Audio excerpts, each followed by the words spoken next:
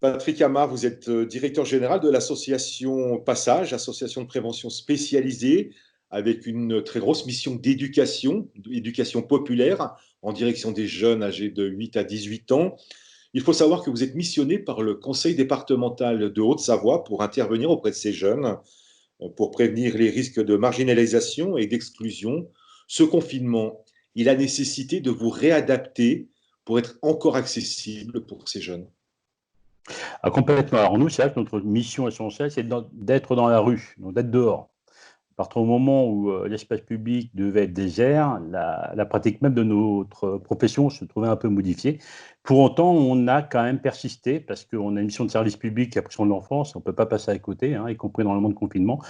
Donc en fait, on a fonctionné différemment. C'est-à-dire qu'on est resté ouvert avec une partie du personnel. Il y a une partie du personnel qui a travaillé en venant en soutien de nos collègues des autres institutions pour l'accueil de MNA, donc mineurs non accompagnés, sur le territoire d'Annecy et d'Annemasse, hein, pour venir en relais parce qu'effectivement, il y avait des absences qu'il fallait absolument combler pour que l'accueil là aussi, c'est 24 heures sur 24. On a mis en place un réseau social qui nous a permis d'être en relation avec les parents et les jeunes du lundi au dimanche de 10h à 19h tous les jours de la semaine.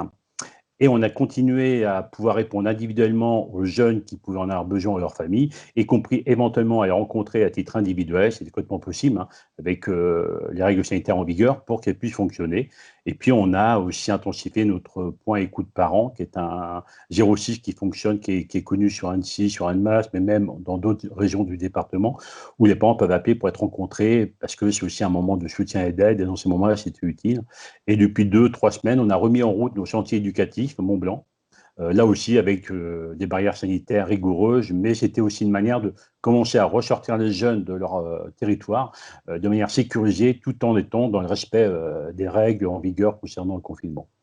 Vous ne Voilà. pouviez pas baisser le rideau, je dirais. Non, alors on ne peut pas parce que ce n'est pas dans nos pratiques. Ça fait 40 ans qu'on existe sur l'espace public et voilà, même si le confinement c'est un peu particulier par rapport à tout ce que l'humanité a connu jusqu'à maintenant, ça n'empêche que la mission de protection de l'enfance, elle est là. Et notre mission première, nous, c'est de venir en relais. C'est comme si vous demandiez à des infirmiers de ne plus aller à l'hôpital parce qu'ils sont confinés. On va dire que les mômes, ce n'est pas parce qu'il y a un confinement qu'ils n'ont pas besoin d'être protégés. Donc il y a finalement cette obligation d'intervenir, quoi qu'il arrive. Les enfants que vous accompagnez, en moyenne, c'est 1900 enfants par an. Ils De ont près, oui. vécu, ils vivent comment le confinement? Alors, en fait, au début, on était un peu surpris parce qu'on a trouvé qu'ils l'ont plutôt bien respecté, le confinement. Alors, je ne sais pas si c'était le fait de coton nouveau, que les gens appréhendaient un peu avec difficulté de compréhension. Donc, je pense que le confinement, au début, ils l'ont plutôt bien respecté. Et je dirais que globalement, sur l'ensemble de ces 2 mois, si je considère qu'une partie sera levée le 11 mai, ça a plutôt bien fonctionné. Ça, c'est quand même un constat qu'il faut reconnaître, y compris sur des quartiers dits sensibles, si on peut les appeler comme ça. Je pense qu'il y a une forme de rigueur, une forme de conscience collective qui a pris et qui a bien fonctionné. Ce sera ma dernière question.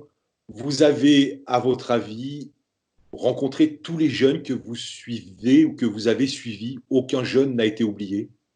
Alors, je pense qu'on en a perdu, il faut être honnête, hein, on en a perdu, comme l'éducation nationale en a perdu un certain nombre, parce qu'à un moment donné, on s'est aperçu là aussi que par rapport à certains partenaires qu'ils ont contactés, certains gamins étaient en difficulté, pas forcément de vouloir rompre le lien avec le scolaire ou avec nous, mais parce qu'il y avait un manque d'équipement informatique simplement, et il y avait un problème de connexion Internet. On a des situations où le monde s'est retrouvé seul avec un téléphone portable pour 4 gamins de la même fratrie. Donc, poursuivre ces cours téléchargés, c'est très compliqué. On a perdu un certain nombre de gamins au fil de ces semaines. C'est là aussi la limite du confinement à un moment donné, humainement parlant, hein. Je pense qu'on les retrouvera sur l'espace public quand les choses reviendront à la normale. Je suis plus inquiet sur le décrochage scolaire qu'il y ait pu y avoir sur une partie de la population, parce qu'ils en ont perdu une partie. On a perdu une partie sur ces questions-là. C'est d'ailleurs, à mon avis, une des priorités aujourd'hui, à partir du déconfinement, c'est de pouvoir reprendre contact avec eux et de les ramener sur l'espace public pour les ramener dans le collectif, quoi.